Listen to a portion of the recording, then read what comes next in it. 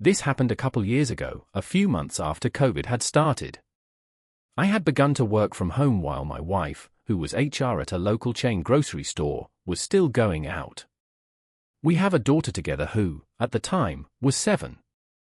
I was sitting at my desk, which was in the living room downstairs, and my daughter had been out of school for a few minutes. I could hear her playing upstairs. I have home security cameras set up to an app on my phone that can show a live feed, though I never really feel the need to use them. I trust that when my daughter's in school, she's actually paying attention. Plus, my job is very stressful sometimes, and I can't really shift my focus most days. My daughter comes downstairs to grab some snacks, and I tell her I'll be done in a couple hours.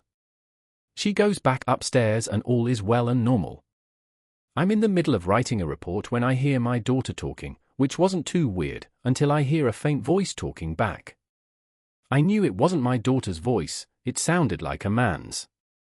I sat there in shock for a few seconds, trying to think if maybe I was just out of it and it was actually one of my co-workers. But I could have sworn that the voice came from upstairs. I excused myself from the Zoom call and proceeded upstairs to my daughter's room. I knocked and she told me to come in. I asked what she was doing and she said she was just playing on her iPad. Then I asked who she was talking to and she says, "I don't know." That wasn't an uncommon answer for my daughter, as she pretty much says I don't know to anything that she doesn't want to talk about. I didn't think much of it, but I still had an uneasy feeling. I looked around her room real quick and didn't see anybody, nothing looked out of place. So I went back to work and that was that. The rest of the day was pretty normal. My wife came home, we ate dinner, played some games with our daughter, and then it was time for bed. I thought about telling my wife the entire day, but kept fighting with myself as I had no clue what I really heard.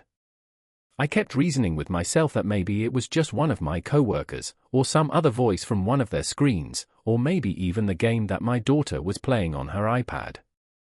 I had no reason to believe that there was someone else upstairs, as I had a view of her room from my desk and I even went up there and checked.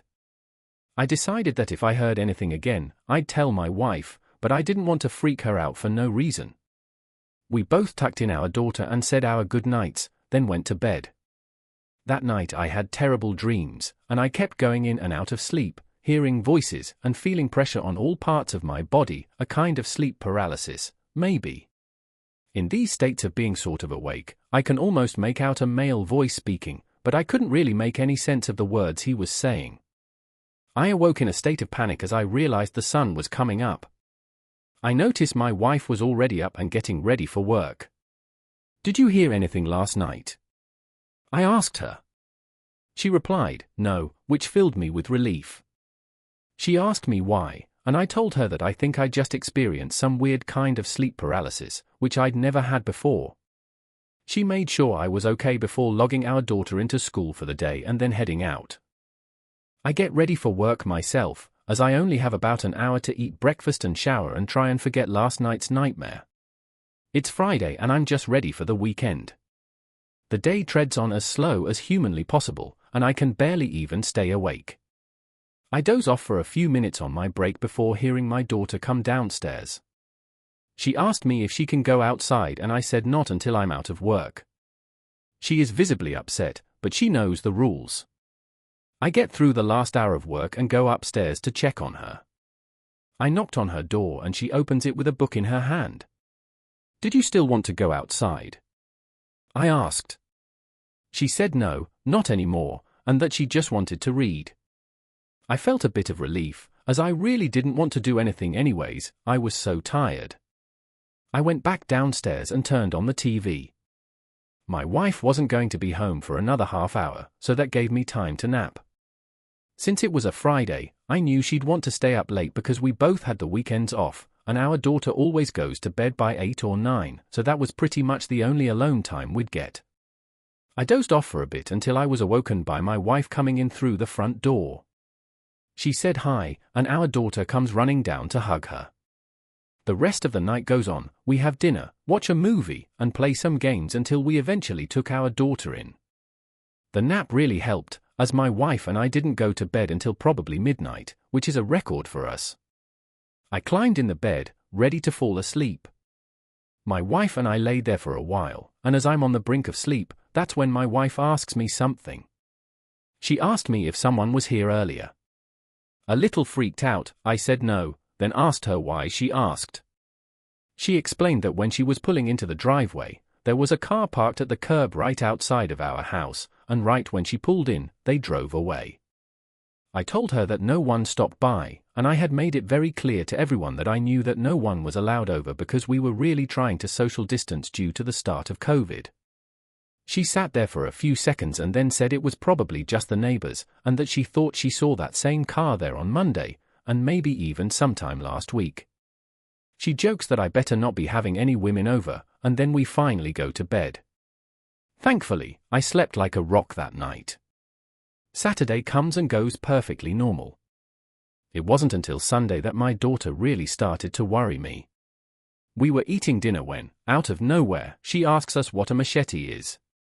I looked over at my wife, who looks just as concerned as I am.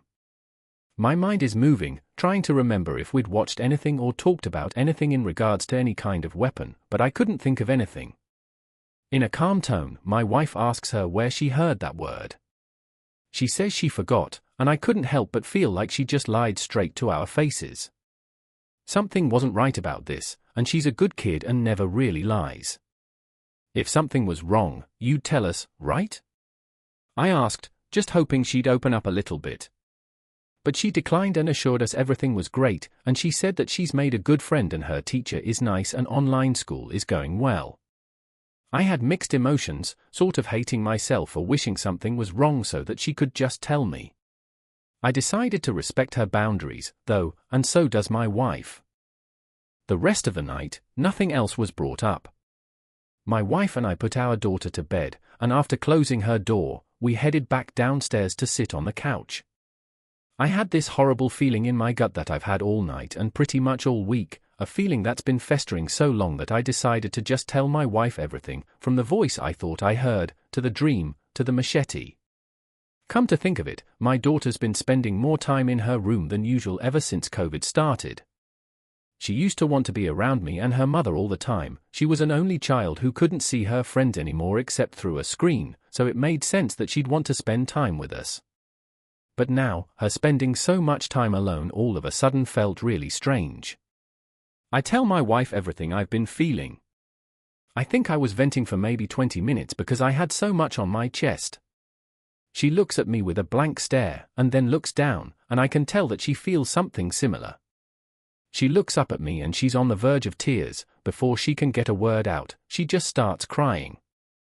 I hold her for a while as we both sit there. Getting everything out had just made my mind go blank, but then I hear it again, a voice coming from my daughter's room, the same voice I thought I heard before. I bolt up from the sofa, not even gauging my wife's reaction, and I race up to my daughter's room, swinging the door open. And there she is, sitting on the edge of her bed, just staring at me in horror, as if I'm the one that was intruding on her and her friend, and not the other way around. I was scared and anxious, and I just yelled, "Who's there?" There was no answer. I yelled to my wife to call the police while I'm scouring my daughter's room. I look under her bed and in her closet and under piles of stuffed animals, and there's nothing. I checked out the window to see if anyone was down there, and there was no one. This didn't make any sense, and that's when I heard my wife ask my daughter something that turned my entire world upside down. Is it coming from the camera? I turn around and my daughter hesitantly nods her head. The camera. My fear turns into complete rage as I grab a stool and dismantle it. I tried to keep my cool so as to not scare my daughter, but the thought of some stranger talking to her through a camera that I willingly installed in her room was unbearable. I was angry, disgusted, and heartbroken. And that's when my doorbell rang, and I hear a man yell, "Police." I answer the door and I explain everything to them, but they don't really seem surprised at all.